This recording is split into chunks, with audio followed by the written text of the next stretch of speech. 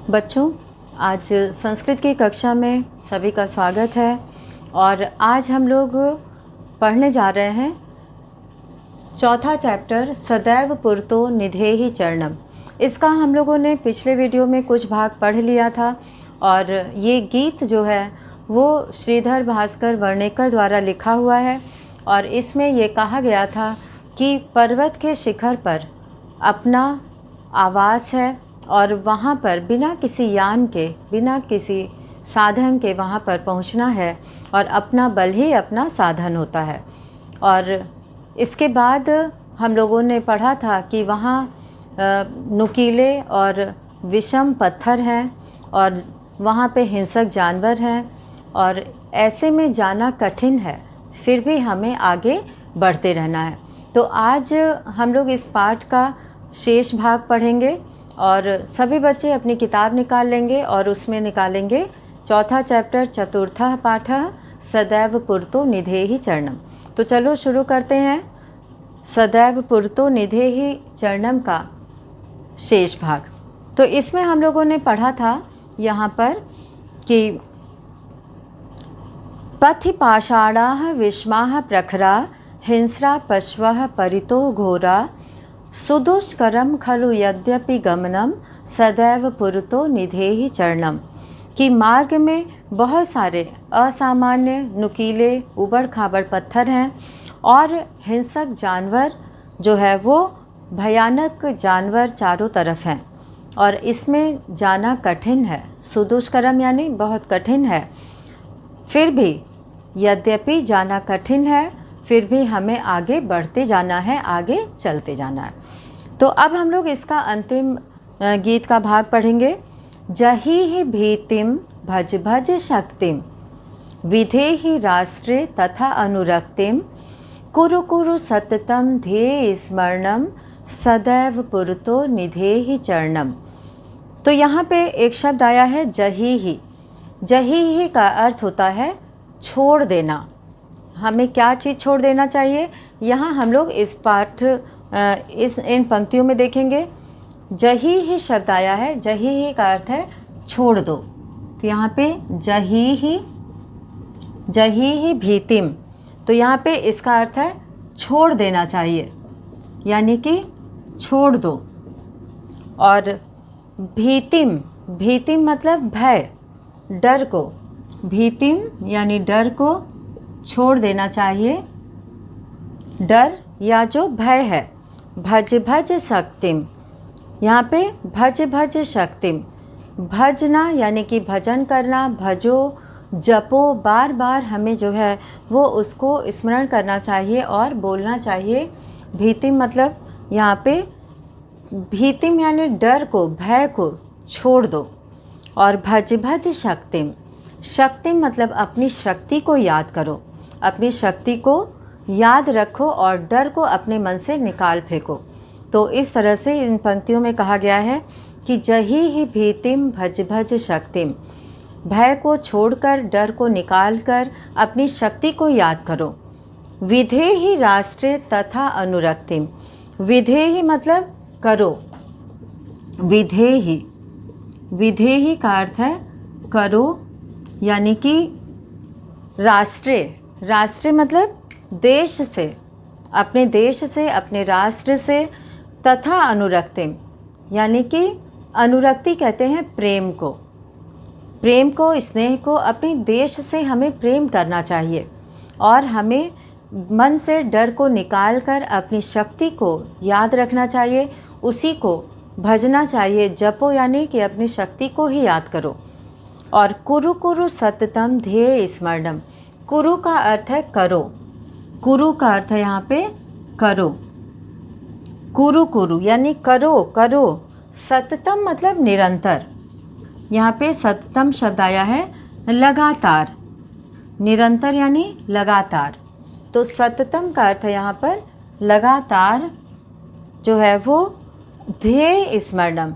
ध्येय यहाँ पे कहा गया है अपने उद्देश्य को, ध्येय मतलब उद्देश्य, जो काम हम करना चाहते हैं। ध्येय मतलब उद्देश्य, जो काम हमारा जो उद्देश्य है कर्म करने का वो हमारा ध्येय है। यानी जिस लक्ष्य को हम पाना चाहते हैं, तो उसको स्मरणम मतलब याद रखना चाहिए। हमारा लक्ष्य क्या है, हम किस चीज़ के लिए परिश्रम करना चाहते हैं, तो इसके लिए हमें अपने लक्ष्य को हमेशा करो मतलब याद करो, स्मरणम मतलब याद रखो, अपने लक्ष्य को हमेशा याद रखो, तभी हम उस मंजिल तक पहुंचने के लिए अपने आप को तैयार कर पाएंगे। सदैव पुरतो निधेहि चरणम, चल चल पुरतो निधेहि चरणम, सदैव पुरतो निधेहि चरणम। तो इस तरह से इस पाठ में कवि ने, श्रीधर भास्कर वर्णेकर ने ये प्रेरणा दी है कि हमें अपने बल पर, अपनी शक्ति से अपने लक्ष्य को प्राप्त करने के लिए प्रयत्न करना चाहिए, कोशिश करनी चाहिए।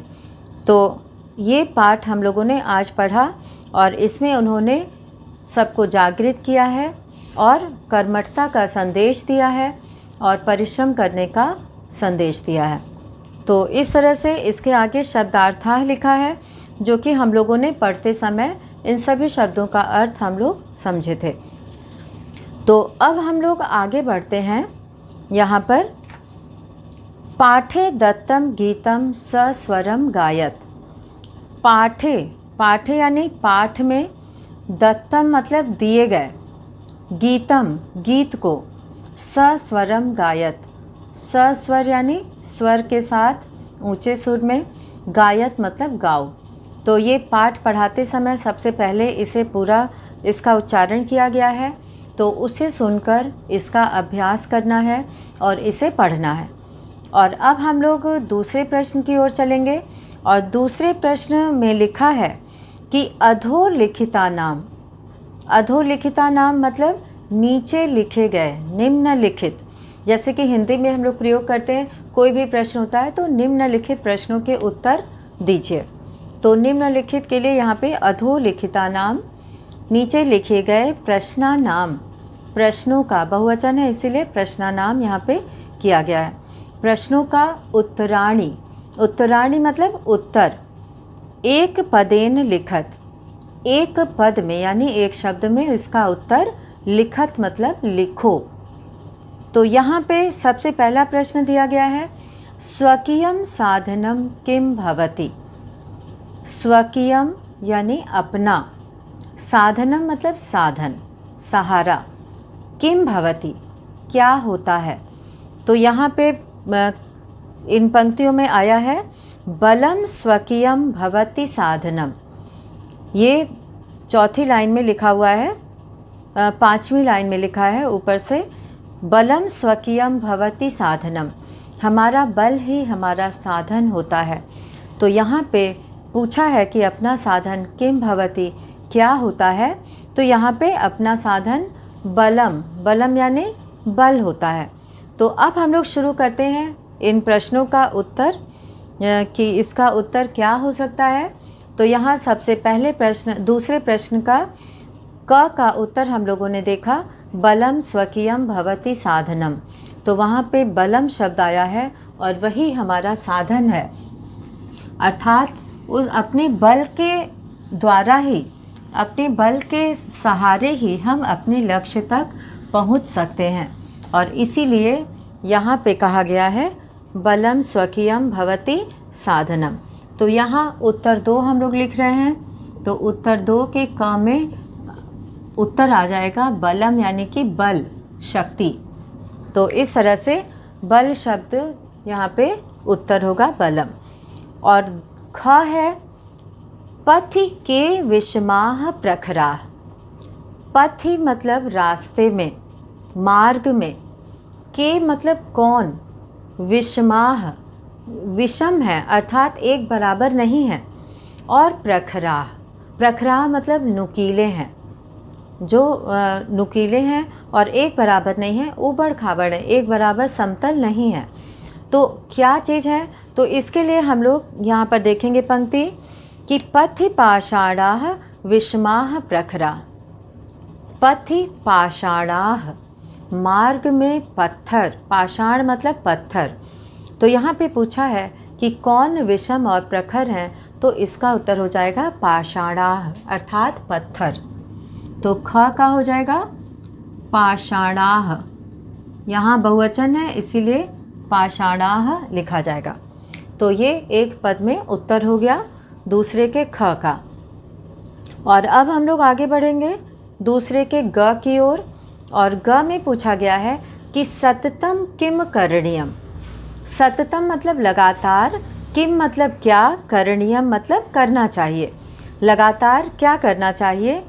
तो यहाँ पे अभी हम लोगों ने पढ़ा था अंतिम वाक्य, कुरु कुरु सततम ध्येय स्मरणम। ध्येय मतलब लक्ष्य, लक्ष्य को स्मरण करना चाहिए।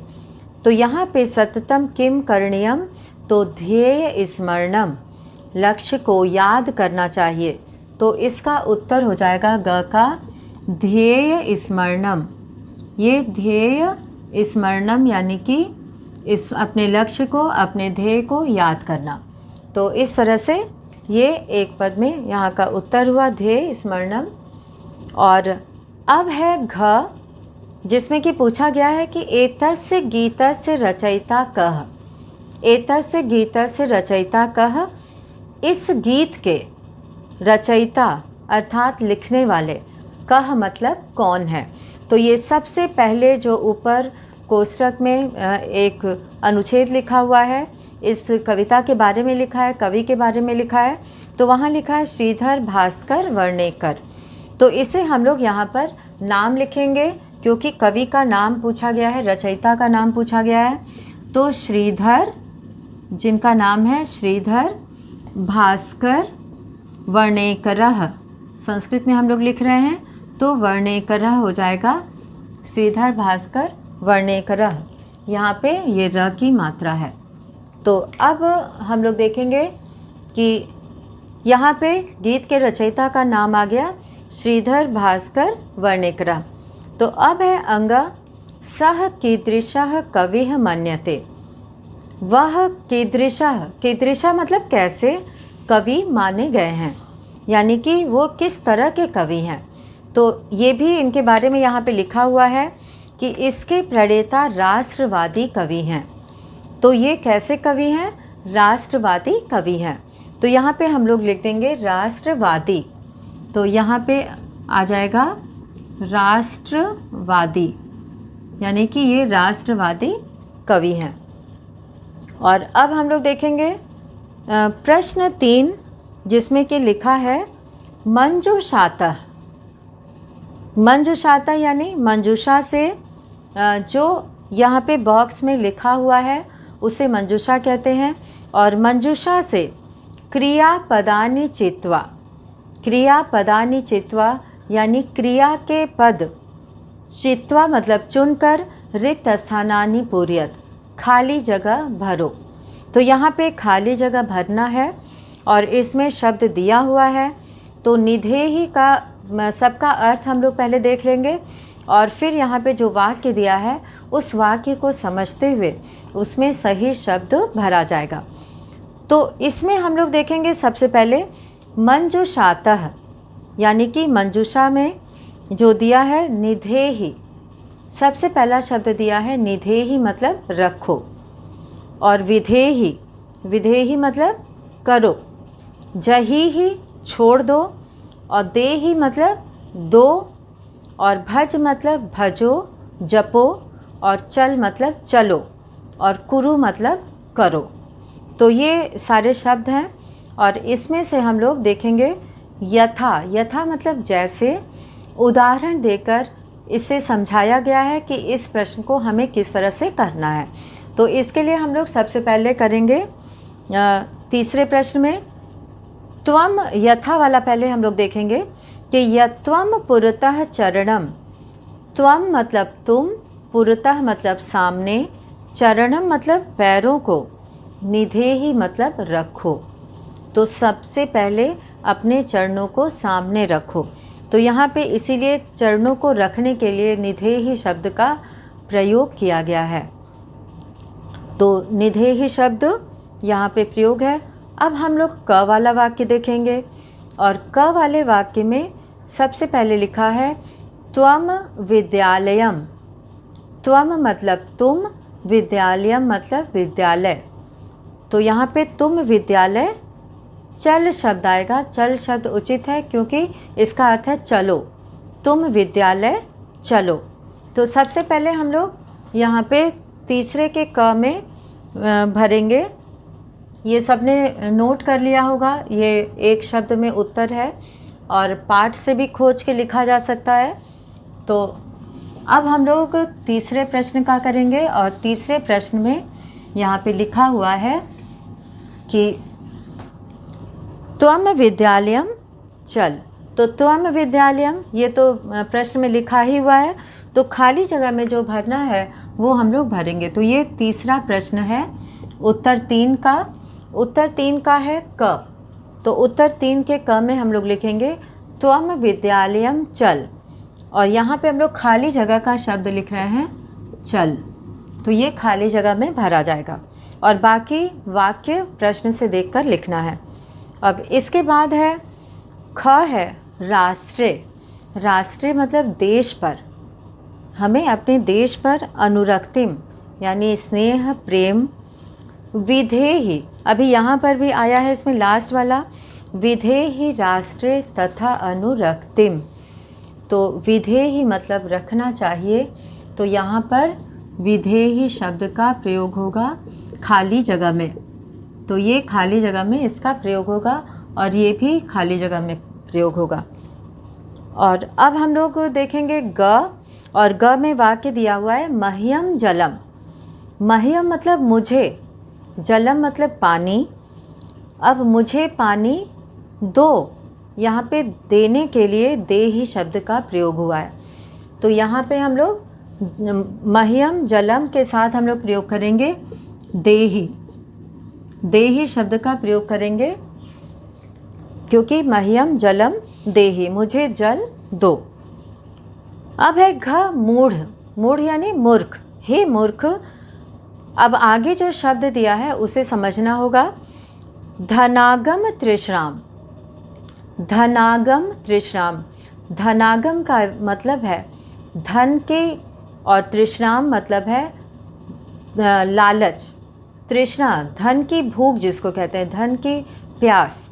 तो धनागम तृष्णाम, जो धन के पीछे भागते रहते हैं, तो जिनको केवल धन की भूख होती है। तो मूढ़ मतलब हे मूर्ख, धन के पीछे भागना, धन के भूखे होना। जही ही, जही ही मतलब छोड़ दो। तो यहाँ पर जही ही शब्द का प्रयोग होगा। जही ही मतलब छोड़ दो। तो इस तरह से ये खाली जगह में भरेंगे हम लोग, जही ही मतलब छोड़ दो। और अब हम लोग अंग वाला देखेंगे गोविंदम।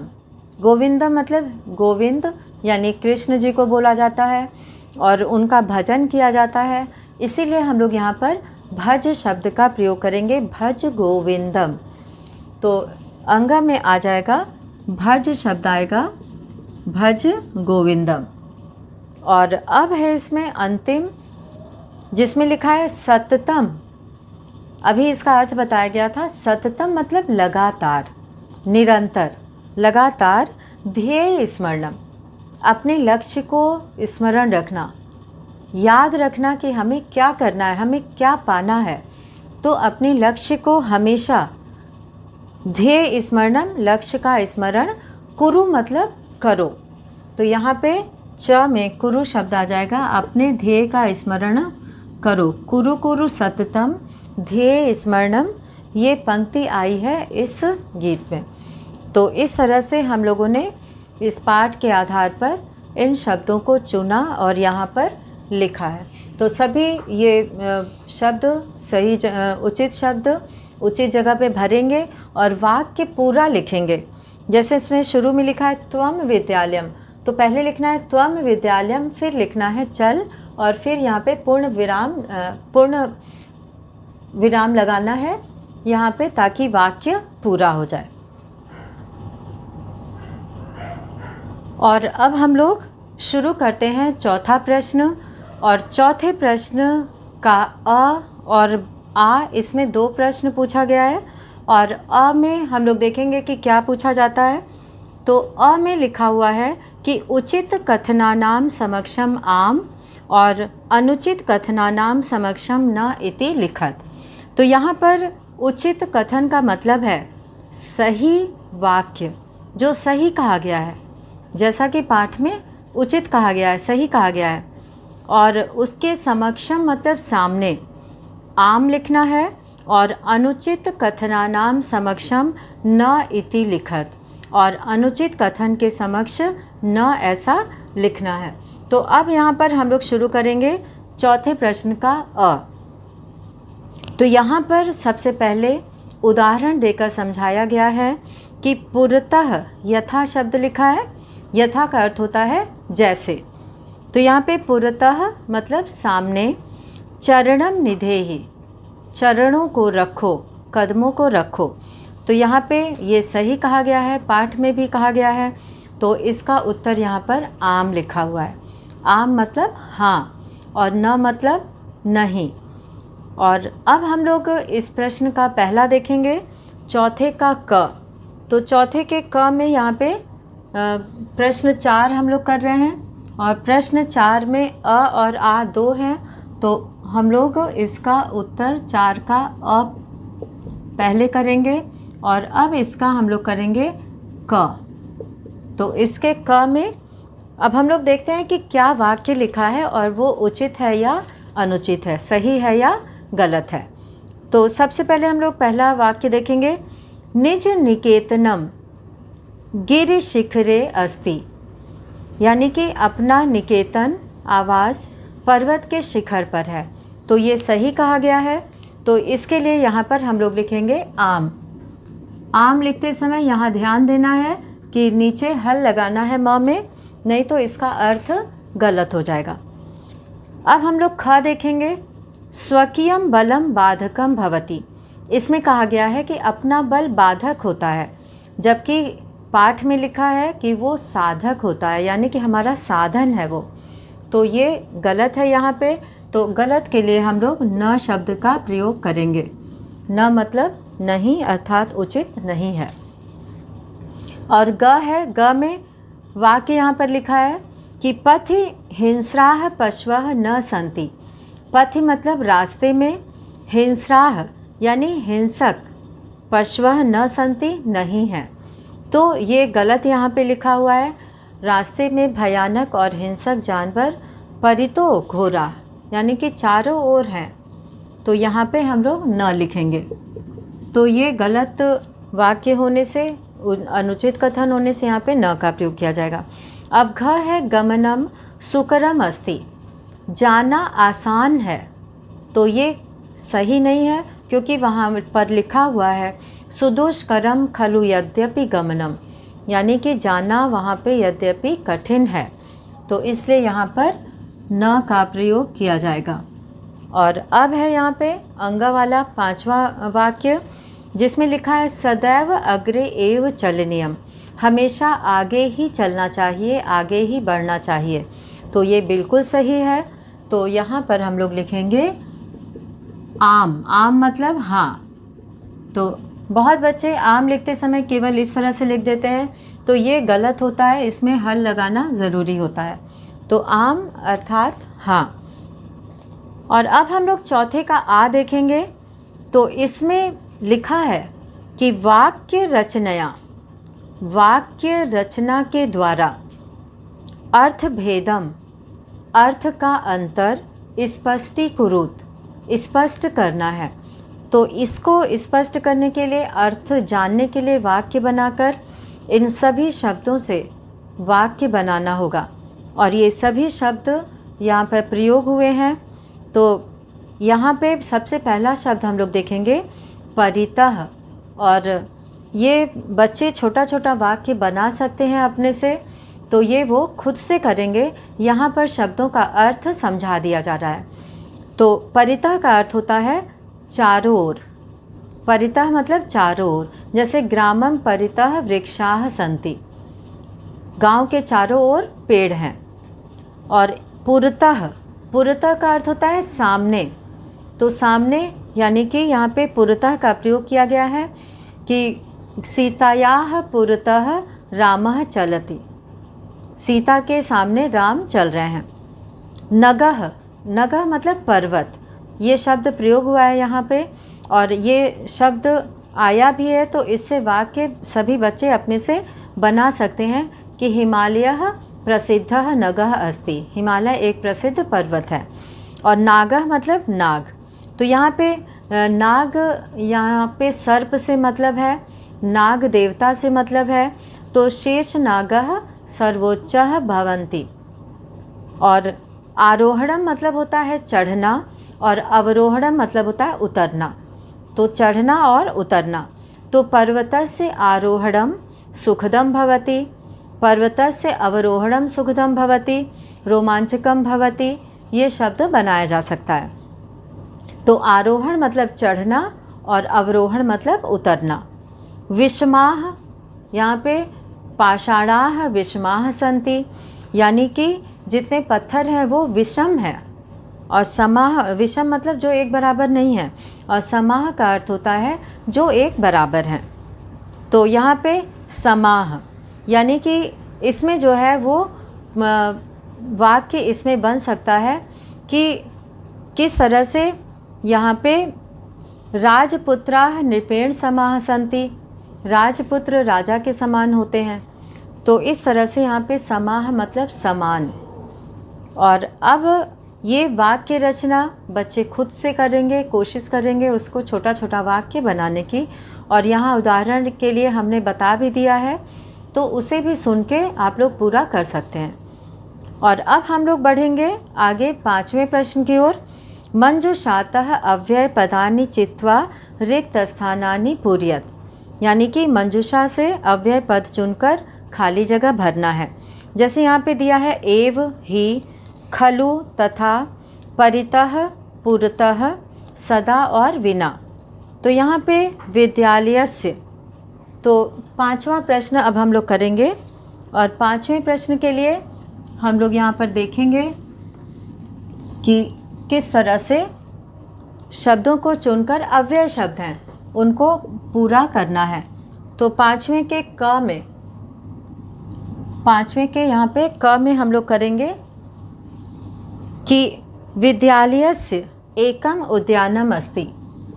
तो विद्यालयस्य एकम उद्यानम अस्ति, यहाँ पे खाली जगह है। तो विद्यालय में एक उद्यान है। तो कहाँ पर है? पुरतः। पुरतः मतलब सामने।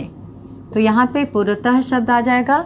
और फिर है यहाँ पे सत्यम। सत्यम एव जयते, ये सभी ने सुना भी है। तो सत्यम के साथ हम लोग एव का यहाँ प्रयोग करेंगे, सत्य की ही जीत होती है। और फिर है किम भवान स्नानम कृतवान, क्या आपने स्नान कर लिया? तो यहाँ पे खलु शब्द का आएगा। खलु यानी कि आपने, यहाँ पे खलु शब्द का प्रयोग होगा कि आपने स्नान कर लिया। सह यथा चिंतयति, यथा के साथ तथा का प्रयोग होता है। तो यहाँ पे तथा शब्द भी है, तो हम लोग इसमें तथा शब्द का प्रयोग करेंगे यथा के साथ। तथा, यथा मतलब जैसा, तथा मतलब वैसा। और अब हम लोग करेंगे आगे जो प्रश्न दिया हुआ है, वाक्य दिया है कि ग्रामम वृक्षाः सन्ति। ग्रामम, यहाँ पे ग्रामम परितः, गांव के चारों ओर, वृक्षाः सन्ति यानी पेड़ हैं। तो यहाँ पे चारों ओर कर देंगे, परितः मतलब चारों ओर। तो एक वाक्य भी आप लोग को मिल जाएगा जिसका कि वाक्य बनाना है प्रश्न 4 का। तो वो यहाँ पे विद्याम विना, यहाँ पे विना शब्द आया हुआ है। तो विना का अर्थ है विद्याम। तो यहाँ पे विना का प्रयोग होगा साथ में। और अब जो है हम लोग देखेंगे यहाँ पे भगवंतम भज। तो सदा, सदा मतलब हमेशा, हमेशा भगवान का भजन करना चाहिए। तो यहाँ पे हो जाएगा सदा। तो इस तरह से सदा मतलब हमेशा भगवान का भजन करना चाहिए। तो यहाँ पे ये शब्द है। अब है प्रश्न 6, विलोम पदानि योजयत। तो विलोम शब्द जोड़ना है प्रश्न 6 में। और इसमें हम लोग करेंगे, यहाँ पर लिख देते हैं उत्तर 6। तो उत्तर 6 में हम लोग करेंगे कि किसके आगे कौन सा शब्द आएगा। तो पुरतः सामने, तो इसकी जगह आ जाएगा पृष्ठतः। तो पुरतः के बाद पृष्ठतः, तो यहाँ पे पृष्ठतः शब्द आ गया पुरतः के बाद। स्वकीयम परकीयम, स्वकीयम मतलब अपना और परकीयम मतलब दूसरे का, तो ये उच्चारण से ही समझ में आ रहा है स्वकीयम का परकीयम। भीति मतलब डर होता है और इसका विलोम हो जाएगा साहसः, तो भीतिम की जगह पे लिखेंगे साहसः। तो ये ठीक पहले कॉलम के ठीक सामने लिखना है। और अनुरक्ति विरक्ति, अनुरक्ति मतलब प्रेम, विरक्ति मतलब घृणा, उससे दूर जाना, तो विरक्ति शब्द हो जाएगा यहाँ पे विरक्ति, देख के लिखना है सही सही। विरक्ति विरक्ति है और गमनम का आगमनम, गमनम मतलब जाना, आगमनम मतलब आना, तो आगमनम शब्द यहाँ पे हो जाएगा। तो इस तरह से हम लोगों ने प्रश्न 6 का पूरा किया। और इसके बाद 7वें का अ और आ, इन दोनों में जो है वो लकार का प्रयोग समझ के लिखना है कि कौन सा लकार है। तो इसको हम लोग अगले वीडियो में करेंगे। और आज हम लोग प्रश्न 6 तक पूरा किए हैं और इतना सभी बच्चे पूरा करेंगे, इसको समझेंगे और इसके बाद का प्रश्न हम लोग अगले वीडियो में करेंगे। तो आज हम लोग यहीं पर इतने प्रश्न के साथ ये कक्षा यहीं पे समाप्त होती है और अगले वीडियो में हम लोग अगले प्रश्न के साथ और अगले पाठ के साथ यहाँ पर पढ़ेंगे। धन्यवाद।